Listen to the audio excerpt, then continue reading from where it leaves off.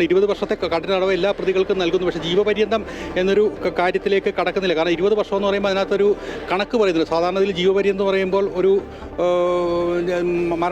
ജീവപര്യന്തം ജീവിതം അവസാനിക്കുന്നവരെയാണെന്നാണ് ജീവിതപര്യത്തിൻ്റെ ഒരു അർത്ഥം വരുന്നത്.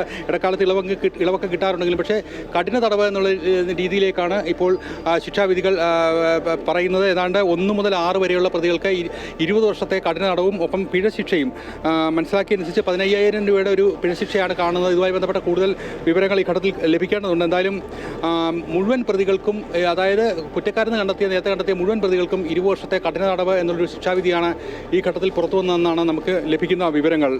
മായ, അപ്പോൾ നേരത്തെ കോടതി പറഞ്ഞിരുന്നല്ലോ, കുറ്റകൃത്യത്തിന്റെ അളവനുസരിച്ച് എല്ലാവർക്കും ഒരേപോലെ ശിക്ഷ നൽകാനാവുമോ എന്നൊക്കെയാണ് കോടതി ചോദിച്ചത്. ഉച്ചയ്ക്ക് മുമ്പ് വാദം നടന്ന സമയത്ത് 1.25 മണിക്കൂർ വാദത്തിലെ ഒരു പ്രധാനപ്പെട്ട ഘടകമായിരുന്നു അത്. നമ്മളൊക്കെ ശ്രദ്ധിച്ചതാണത്. പക്ഷേ ഇപ്പോൾ വന്നപ്പോൾ എല്ലാ പ്രതികൾക്കും കഠിന തടവ്, 20 വർഷം തടവ്, അങ്ങനെയാണ് മനസ്സിലാക്കാനാവുന്നത്.